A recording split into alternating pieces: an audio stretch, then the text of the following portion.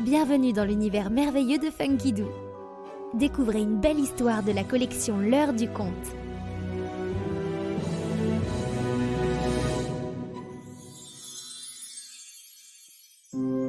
Les signes de la mer.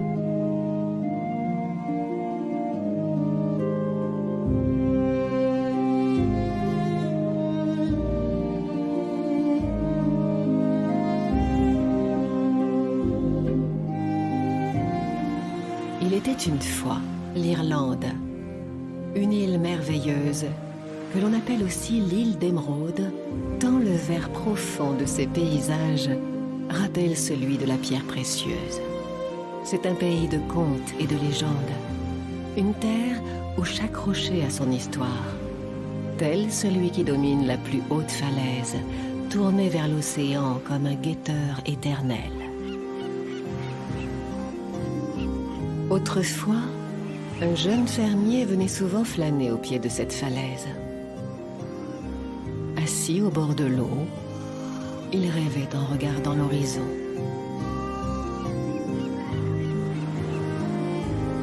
Que ne suis-je né pêcheur ou pirate au lieu d'être fermier?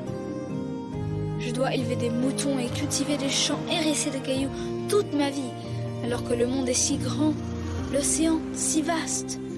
J'aimerais tellement quitter cette île. Dire que je ne sais même pas nager. Il soupirait, perdu dans ses pensées, lorsqu'un scintillement au large retint son attention. 3 superbes cygnes nageaient sur la crête des vagues, se jouant gracieusement de l'écume et des courants. Ils se rapprochèrent de la côte, tout en élégance et majesté.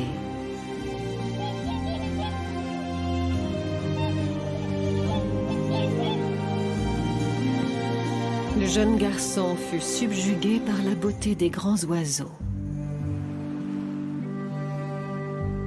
Mourant d'envie de les caresser, il saisit une planche qui flottait au bord de l'eau, s'assit et rama avec les mains pour se rapprocher. Les cygnes, bien que restant tout près de lui, continuaient d'avancer. Il s'éloigna ainsi de la terre sans s'en rendre compte et se retrouva tout à coup en pleine mer, effrayé. Les cygnes, sentant sa peur, l'entourèrent de plus près.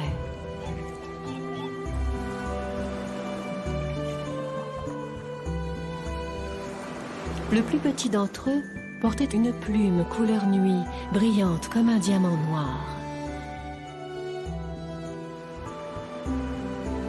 Le jeune garçon se pencha pour prendre l'oiseau dans ses bras et perdit l'équilibre. Il glissa. Au secours! Je ne sais pas nager! Fut tout ce qu'il eut le temps de dire avant de s'évanouir.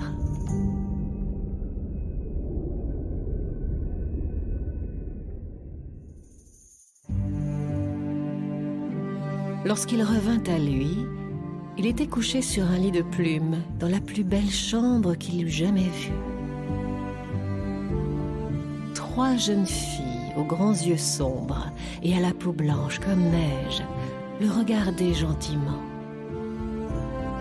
L'une d'elles surtout qui portait au cou un diamant noir.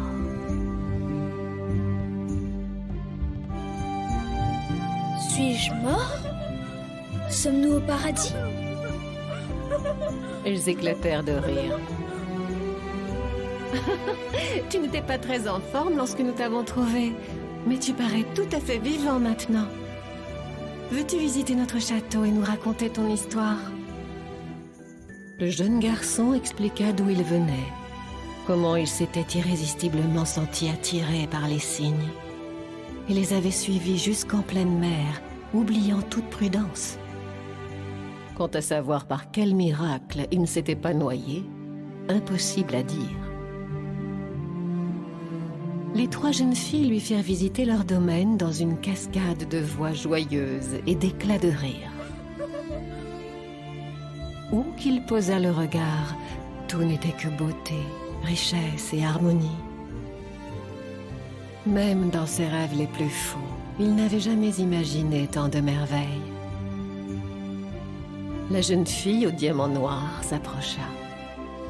Tu es le bienvenu ici. Reste parmi nous aussi longtemps que tu le souhaites. Mais attention, sache que si tu restes plus de 3 jours et 3 nuits, tu ne pourras plus jamais retourner dans ton pays.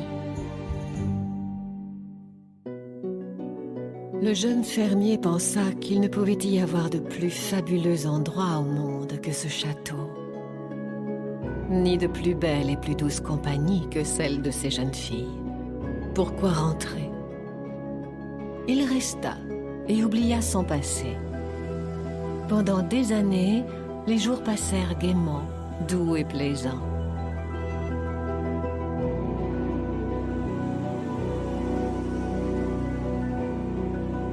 Puis, un matin, il se réveilla un peu triste, sans savoir pourquoi. Il se mit alors à rêver chaque nuit de sa ferme et de ses parents. Au fil du temps, son cœur devint si lourd de nostalgie qu'il en perdit toute joie de vivre. Il errait dans les jardins, mélancolique.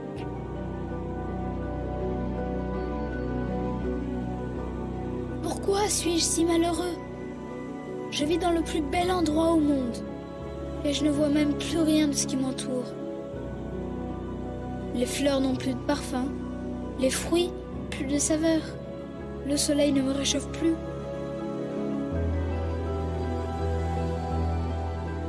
Une vieille femme très laide surgit soudain de nulle part derrière lui. Beau jeune homme, tu as le mal du pays, voilà tout. Les hommes sont ainsi faits qu'ils veulent toujours ce qu'ils n'ont pas.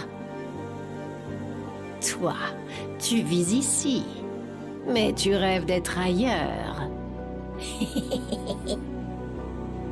Oui, c'est tout à fait ça. Je ferais n'importe quoi pour revoir mes parents, ma petite ferme, et même les moutons. N'importe quoi? Je connais un moyen de te ramener chez toi. Dans la plus petite chambre du château, en haut de la tour, un coffre est caché. Tu y trouveras 3 manteaux de plumes, blancs et brillants comme la plus douce des soies. Brûle-les! Les brûler? Mais que se passerait-il ensuite? La vieille grimaça un vilain sourire. Tout ce qui t'entoure ici mourra, évanoui en fumée comme un rêve. Et tu te réveilleras chez toi. N'est-ce pas ce que tu souhaites?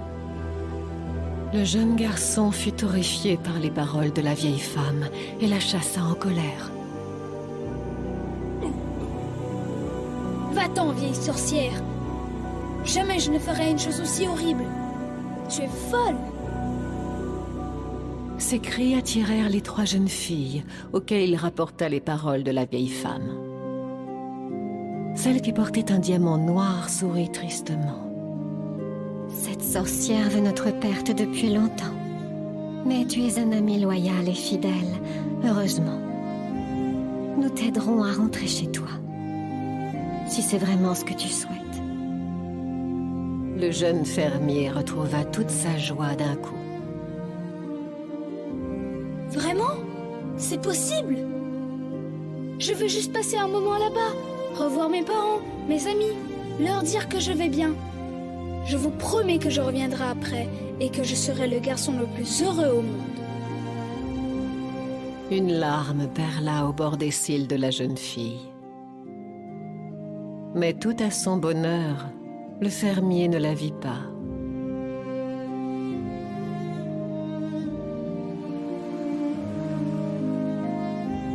Le lendemain matin, il se réveilla à l'endroit précis où il avait vu les cygnes pour la première fois quelques années plus tôt. Il bondit sur ses pieds et courut vers sa maison en appelant.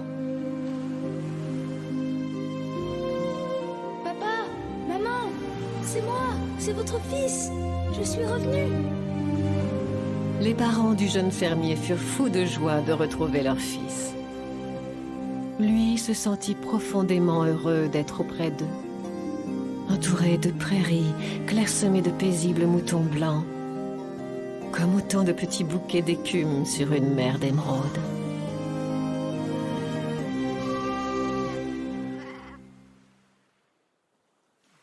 Quelque temps passèrent, puis le jeune garçon se rappela la promesse faite à ses 3 amis.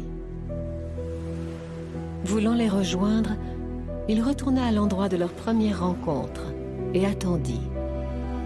Longtemps.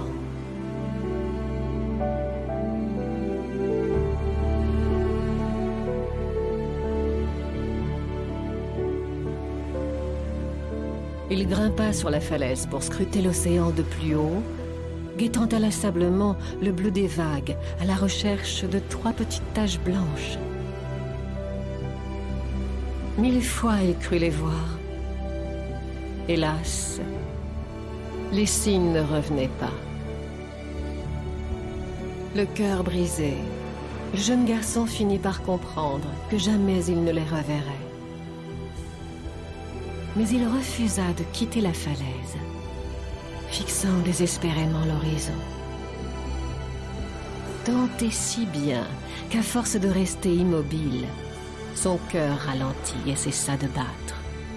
Son corps tout entier se figea en statue de pierre. Depuis lors, un rocher solitaire domine la plus haute falaise, tourné vers l'océan, tel un guetteur éternel.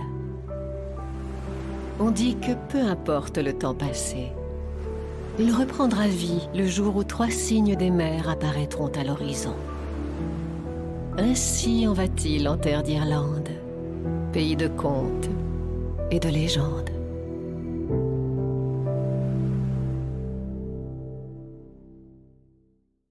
Et pour retrouver toutes nos collections en vidéo, rendez-vous sur www.funkidoo.com.